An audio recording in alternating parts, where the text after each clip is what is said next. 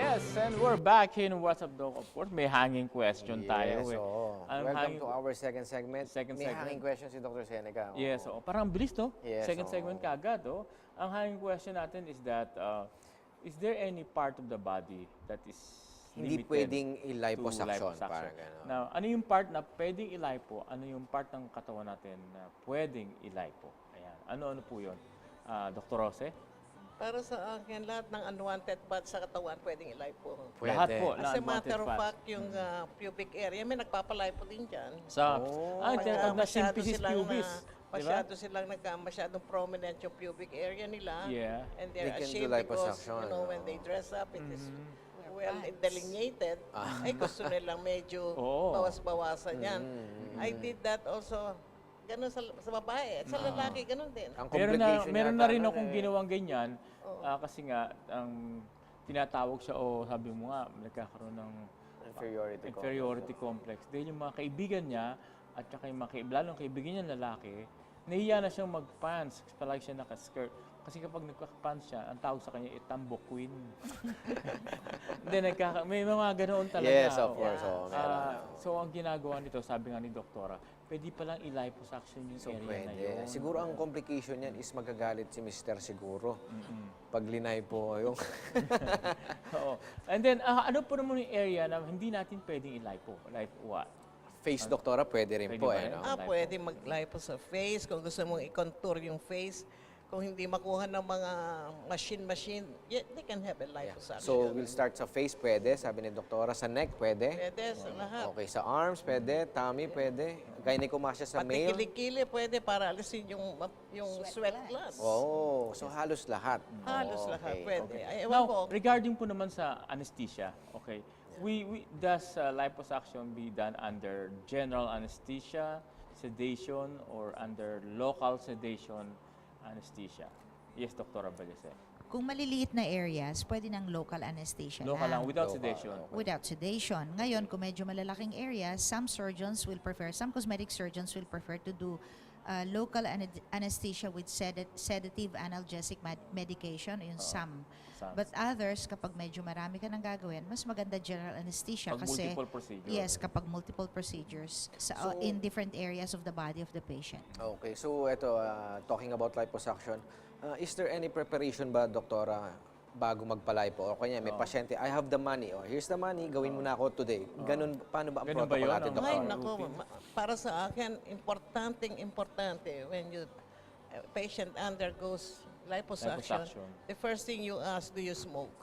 Oh, Do you smoke? why, doktora? Yeah. Bakit po? Ba't ano? Kasi pagka nag-i-smoke ang pasyente at papasok sa operating room, puro ano na yun puro smoke na yung lungs niya Mahihirapan ang anesthesiologist yan. Okay. Maraming plema yan, maraming lahat. Pwede siya talagang Magkaroon ng madisgrasya. If you're a smoker, doktora, can they stop, kunyari, for a week? How many days or weeks? Usually, mga sa akin, 1 month. Talagang hindi sila pwede 1 month. mag-smoke. You know, that's how conservative I am. May nangyari na ba sa'yo, doktora, yung kunyari, nakaschedule ng 10 a.m. Pagkita mo, papasok sa clinic, sumilip ka sa bintana, naninigarilyo. Ay, nako. Alam mo, nangyari sa akin yan. Meron ako isang pasyente taga Hong Kong, no? Hong Kong. Sabi ko sa kanya, hindi pwede talagang pinipilit akong magpa-liposuction siya. Sabi ko, sige, bibigyan kita 3 weeks walang smoking. Okay. Pagdating sa operating room, gusto niya whole body pa, no? Pagdating sa operating room, nandito ngayon kung magaling kang doktor, talagang kailangan nando ka sa tabi ng pasyente pagbibigay ng general anesthesia. Yun. Hanggang hindi mo nakikita nando doon yung tube sa lungs at saka well irrigated yung pasyente at saka maganda ang pagtulog at saka ka lang mag-umpisa mag-operasyon. That's good. Bago mag-operasyon, kailangan nando doon nakatutok ang doktor habang nagbibigay ng anesthesia ang anesthesiologist. Tama po. So itong nangyari sa akin na to, nakita ko maraming plema yung pasyente nung binibigyan ng anesthesia. Tapos nung mag-i-induct na ng anesthesia, biglang nagkaroon ng PBCs, kumbaga sa na walang, hindi naging irregular yung blood. Heartbeat. Mag-uumpisa na sana ako mag-liposuction. pinahinto ko yung surgery. Sabi ko sa kanya, I don't want to start without proper management of the heart of the patient. Kasi nagkakaroon nga ng PVCs, premature ventricular contraction.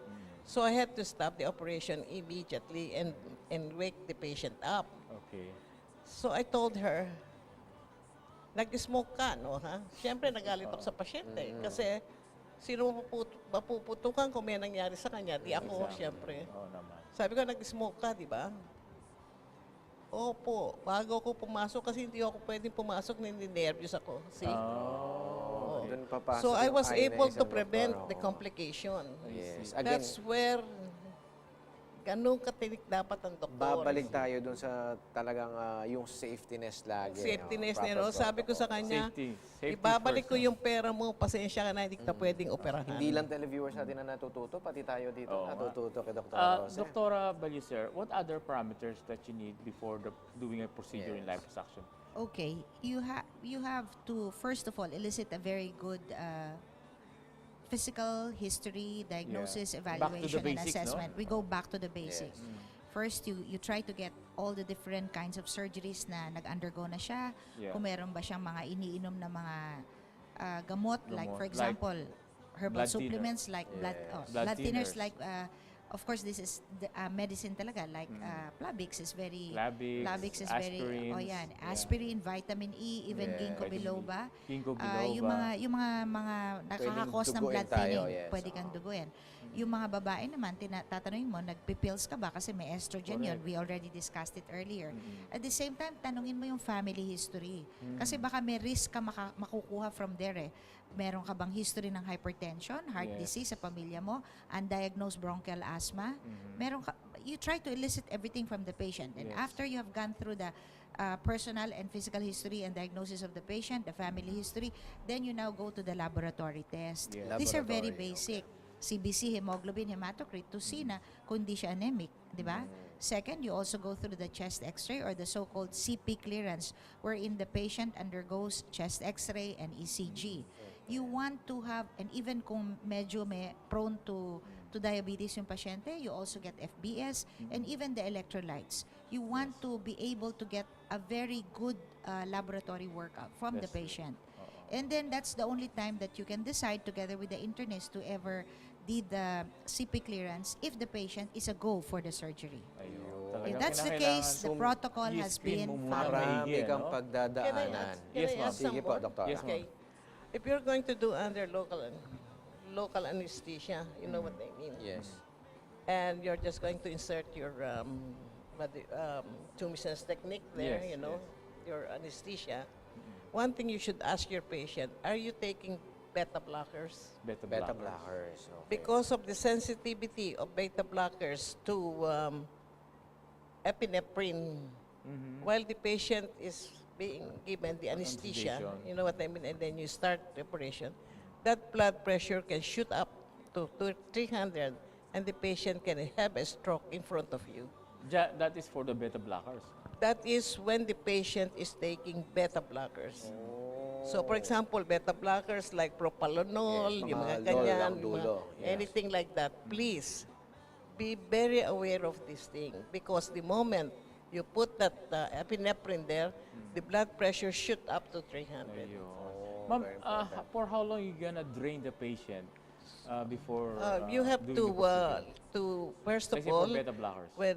when with beta blockers, you at least have to tell them to come back after 3 days or 4 days. Or 4 days. When have the, to stop. the effect of the beta blockers is not in their system, you know what I mean. Okay, so But be sure also, you can change the medication. Yeah. iba naman. Iba naman. Kasi kunyari, Okay. anti-hypertensive Blood yun, pressure, ibang but not beta anti-hypertensive. blockers, please, because Okay. that's very sensitive to Another very good epinephrine. information sa atin. How about ma'am, blood loss, Doktora Balicer?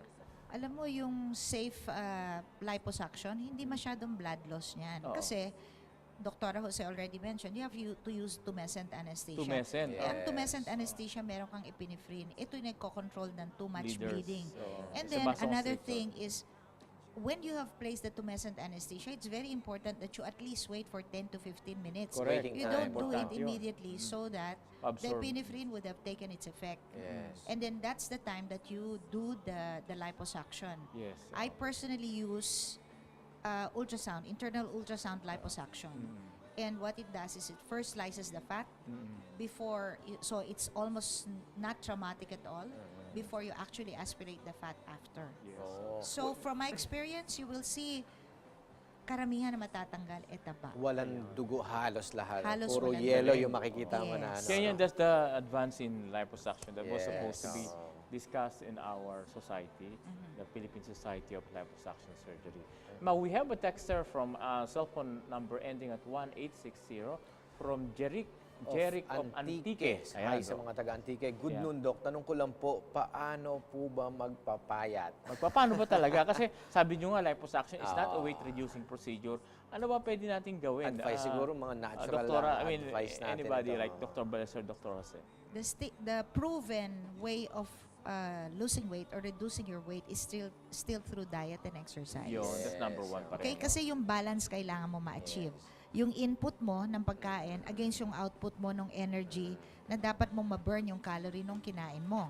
'Di ba? Pagka nag-tip ka dun sa mas marami kang kinakain, you will gain weight. So, That's as diet and simple as exercise lang, Diet, Jeric, exercise, papayat Jeric, ka. from Okay. Antique. I have a question, Doktora. For example, nalipo na, for example, yung chan, and then tumaba ulit. Again, nagpalipo na naman ng ika-second time. How many times pwedeng Pwede pang ilipo ang ilipo isang ang pasyente. area? As long as there is unwanted parts, you can Oh, apply. that's easy answer, ha?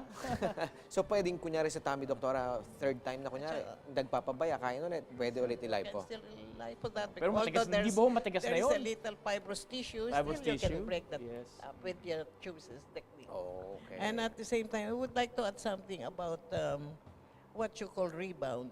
Rebound. Okay, when you do Chumison's technique and you're removing about 3 liters or 4 liters of what, Yes. na bloodless, you think it's bloodless, please don't. Okay. Don't be so sure because there's such a thing as rebound of. Yes. After that, when you see it's bloodless, wala yan, bloodless yan, wala yan, Yeah, walang yeah, dugo yan, yeah. pauwi na yung pasyente. Yeah. Hindi pwede yun. Oo. You know what I mean? Yes. Anything more than 3, there's such a thing as rebound. When there's rebound, that means sa bahay magbe-bleed yun. Oh. After mo wear off, let's say How many siguro yung hours, epinephrine. Doktora, after the procedure, you do we expect Um, yung rebound na sinasabi natin?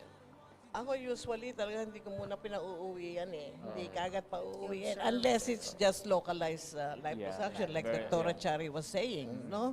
But if you get more than 2 liters, you know what I mean? 3 liters magre-rebound na eh. Kasi marami ng ano yan eh, epinephrine eh. You Epinephrine, know? that's true. Yan hindi mo pwedeng pauwiin yan kagad. Kasi pag nag-rebound yan, bababa ang magkakaroon ng hypovolemia, magkakaroon, and they will be needing blood transfusion. You will be running after the patient. Yeah. That's Kaya anything more than that, medyo ipasok ko na sa ospital just in case there will be a rebound of rebound. this. Bibleed talaga yun eh. How about any post-op care? No, in addition to yeah. that, that's why the patients are being given some hemostatics at least 3-4 days prior to surgery and then after. And of course, you still have to follow the safety parameter of the volume that you have to remove from the patient. Now, post-op care, it is very important that the patients continue whatever medicines their surgeons have told them to take before and then after. And then another thing, they have to continuously use the surgical garments for continuous Yun. contouring. For how long you gonna wear that? Well, the dictum is continuously wear it for 6 months to a year. 6 months to a year. Yes, if you want the contour to show, no, and the results to be as expected and as desired. Okay, yung surgical garments ba, Doktora, could it help sa compression para ma-avoid yung rebound na That's sinasabi another natin? thing, because you need it for compression to avoid bleeding. Exactly. Can I add something? Yes, Sige ma'am. po, ma'am. Please don't do liposuction if they don't use the garments for 1 year. 1 year. Because your results will be very disappointing.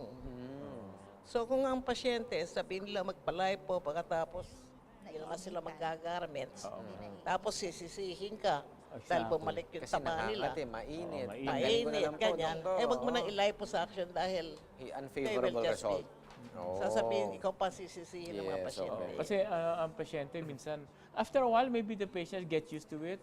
they don't feel good when they don't wear That's right.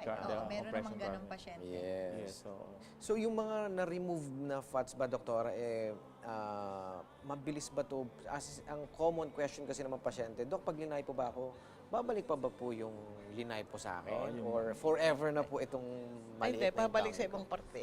sa ibang part. Okay. ayun. Pero sa same Usually, area, pag doktora? nagpa-liposuction ka, lumalaki naman yung dead eh. Ah. Doon pumupunta eh. Oh, okay. Kaya naman po. So, Pero maganda pala dito sa magpa- same area, ano, doktora, kunyari sa tummy, may konting-konting babalik pa rin ba? Is there a chance na May pwede? konti pero hindi, Not so hindi much. doon babalik. Babalik Sa sa ibang ibang area. lugar. Yes. No, in addition, no, Yes, actually, yung sinasabi ni Dr. Jose na babalik sa ibang lugar, kasi nga, yung sinasabi ko, kain ng kain. So, naturally, their behavior has not been modified. So, they'll become fat in other areas. Because remember, the moment you remove fats, that's already permanently removed. Correct. However, there is also the thing that Retain. you retain there. So there are fat cells for protection of the internal organs. Yes. The same fat cells have the ability to grow. Ayun. Diba? So still, you have to exercise discipline Still, exercise after. and diet And pa rin. mostly Yes. naman ng pasyente na lilalay po para na motivate sila to yung magbago na ng Sabi nga lifestyle. namin ako sa- Yes, Yung oo. lifestyle. Oo, Sayang. mababago na yung lifestyle after. That's a good thing with Yes, liposuction. oo. Sinasabi ko rin sa pasyente yan eh. You have a new lifestyle once you undergo liposuction. Sayang naman yung pinaghirapan mo sa pagpapagaling, pagkatapos biglang kakain ka lang ng kakain. Kasi patients thought that after liposuction, they could eat anything because natanggal na yung fats. But actually, sabi nga ni Dr. Balicer, there's still some remnants of fats May konting that tira. the cell itself grow. It goes bigger. That's why there's a prominence or enlargement of any area that was liposuction done. Yes, Excuse Dr. me, John, kaya nga merong stem cell eh. Yes, Kasi may growth ang fats eh. Kaya Yeah. maski inalis mo yan, lalaki yan. correct. Oo. Oo. Yes, ma'am. And then we have a texter Another from texter. cell phone number 5236, Dr. Yes, what are my options if I am dissatisfied with the cosmetic outcome of my liposuction? Liposuction. Eh, kasalanan niya yun. Kasi nga, Kasalanan they mo na don't wear yan. the compression garment, ha? Hindi ka nag-compression garment, kumain ka uli ng marami, you don't follow the Advice. the advice, eh kasalanan ng pasyente. That's from Okay. Jim Gamboa of Mandaluyong Yes. City. Ito That naman, question. doktora, for example, irregularities after the liposuction. Isa to sa mga pwedeng maging cause ng dissatisfaction ng pasyente. How about yung mga irregularities, doktor, or dimples? Paano ba nangyayari to? Eh, kasi yan, ano yan eh, yun ang pangalan nun, yung, RF. ano ang tawag dun, ano? Na RF. Ina-RF yan, pagkatapos ng lipo, hindi lang RF. Parang inaano mo parang To break it through massage. Yes. to make it smoother Even. Oo. and even. Inaano namin yan eh. Minamassage ba? Minamassage namin yan. Meron pang para ba yung ginagamit Pangmasa ng sa tinapay. Parang pangmasa ng tinapay. exactly. Ang mga Yun doktor, ang- yung yun mismong, ang yung binibigay mismong natin lipo, sa pasyente. yung Oo. lipo, yung mismong lipo yun, yung mismong lipo na yun, minamasahe yan. Minamass mo para maging minamasahe, even. In para case of mag-even. irregularities, you have to come back lang naman sa doctor mo and the doctor will explain. Marami naman Yes. pwedeng gawin. Exactly. Hindi, dapat ano. ginagawa na yon. Correct. During, after the operation. After the surgery. Ginagawa na yun. Talagang, kumbaga sa yung minamasilyo ba tawag sa Parang parang minamassage siya ng Minamassage. actually rolling Rolling pin. yeah sa Ako, ginagawa to sa tell you the pang-bakery. truth, minamassage ko yan, tapos inalagyan ko pa ng tape para lang mag-even up. You know what I mean? Exactly. Tapos tinetape yung buong So compression katawan. garments are very important. Yes. Compression oo. garments. Now, how long they can resume for work after liposuction? Ano? How long? Yeah, how long? Yeah. When can they resume work? Eh, kung kukunti lang naman ang alisin mo eh. Let's say, for 1 example, week lang doktora, eh. 2 to 3 liters ang tinanggal mo sa isang pasyente. How soon can they go back to work? Ay, siguro mga 1 week, 2 weeks. 1 week to 2 1 week, weeks. 2 weeks, pwede na. Even if their work is not that strenuous, actually it can be a weekend surgery. By Monday, they can Exactly. report to work. Yes. May oo. patient nga ako eh. For oo. as long as they use their garments. Yes, Yes. may patient ko, inahype ko ngayon, kinabukasan, umutin ng concert. Basta hindi naman mababa yung blood, basta hindi Tsaka bumaba yung hemoglobin or anything like that. Tsaka yung work niya, kunyari, office na kaupo Office lang. lang naman. hindi About magbubuhat. exercise, when can they resume exercise? 2 weeks after, 2 I weeks allow after. them to start doing moderate or hindi masyadong strenuous na exercise. And is there any limitation in activity after, let's say, walking? Would you advise walking? Kasi para hindi maging stagnant naman yung area where liposuction You is know, done. as long as they have good They can tolerate hemoglobin, na. you know what I mean? Hindi naman sila nahihilo or anything. So after the procedure, Doktora, do you advise or check ulit yung lab CBC nila just to check yung Actually, hemoglobin? basta kumuha ako ng more than 2 liters, pinachi-check ko. After a week po, Doktora. After a week of the procedure. Wow. Another question, ito medyo related. Can liposuction be combined with any other cosmetic surgery procedure? Let's say, abdominal liposuction plus, ganon. Multiple do we do that like procedures. Oh multiple? yes, kuminsan, nagpe-facelift ako, nagla-liposuction sa katawan. You know what I mean? As long as you have a team of doctors Yes, who does tama. this to shorten the hours of Operating time. operating room and that you have protection already Yes. before. Can the fats that is suction, Doktora, it can be transferred ba to other parts of the body? Oh yes, you can. For example, fat if you do, transplant, no? palagay mo, nag-liposuction ka, gusto mong palagay sa puwit mo, pwede yun eh. Pwede. okay, Wow. okay. Maybe next time we can invite you again for fat transplant naman. Pag-usapan natin. Bilis ng oras ng Oo, 1 hour we natin. don't have so ah, much oh. time and we would like to thank you very much, Dr. Abalyacer, Dr. Colliantes. So, any last word for And our, advice, siguro, Doktora for Balyacer our muna. televiewers? Dun po sa mga nanonood, gusto lang po namin sabihin sa inyo na ang liposuction po is a safe procedure Yeah. for as long as the safety parameters are followed, no? Ang safety parameters naman po, nalalaman po ito dapat ng mga inyong sirohano, mga cosmetic surgeons nyo. Ngayon, sino po yung mga cosmetic surgeons na pwede nyo pong puntahan? Ang pinakamaganda po dito, yung mga ni-refer na ng mga kaibigan nyo, ng pamilya nyo. More than advertisements, ito po ang pinakamaganda. No, doon niyo po malalaman na ang resulta nitong particular surgeon na to is acceptable to you and it's something that you would like to undergo the procedure. If ever you need any procedure, dito po kayo pwedeng pumunta. Now I turn the mic over to Dr. Thank you Jose. very much, Thank Dr. you very Abalyacer. much. Well said. Dr. Jose, any last word? Para sa akin, ang liposuction na pinakamaligayang resulta ng pasyente. Maraming naliligayahan sa liposuction. They're happy as long as it's done right, Yes. as long as they follow strictly the doctor's orders. Ma'am, how can we get in touch with you? Where Any can they cellphone find you, number, Dr. Dr. Abalyacer? Anong office address nyo? Andito lang sa City Land 3 in Makati, VA Rupino, VA Rupino. Legazpi Village, Makati. Mabilis na namin Thank you si very Dr. much, Jose oo. kasi lahat ng cosmetic surgeon kilala si Yes. Dr. Jose. Oh, Dr. Abalyacer? Ako naman po pwede nyo ako makontak sa through email, no? Tignan nyo na lang po yung aking website, Chari Balyacer MD. Doon nyo na lang ho hanapin at pwede po kayo mag-inquire, pwede kayo makipag-appointment sa amin through that or even through Facebook, Chari Balyacer. Kasi karamihan ng pasyente doon na lang Yes. dumadaan ngayon Very through easy. Facebook. Yes, it's very easy. Dr. Lau? Yes, you can see me in Janssen Cosmetic Surgery and also in VRL Medical Aesthetics in Santa Mesa Heights, Quezon City. Yes, and the winner for a gift certificate or 2,000 pesos is Miss or Mr. Jean Gamboa of Mandaluyong Mandaluyong City. City, You can claim this yes. gift certificate here in our studio, GNN, Global Student Network. It's just between the corner of Gamboa and Adelantado. And of course, this is Dr. Jan Seneca. You can log on to www.janssencosmeticsurgery.com. We have a Facebook and Instagram account.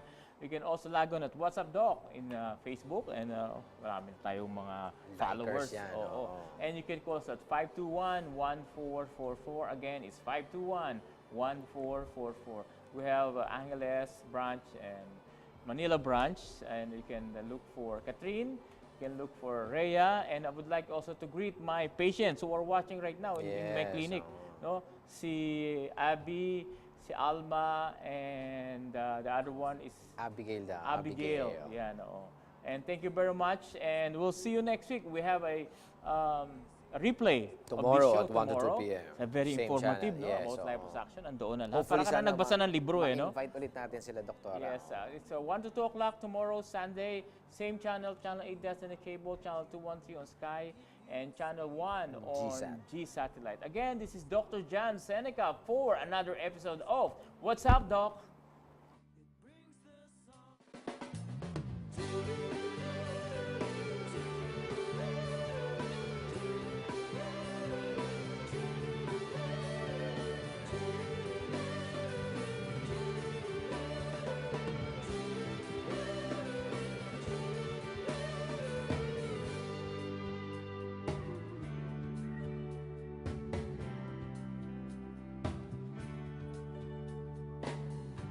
There's a tear in your eyes, I know. I can feel that it's not been dried out.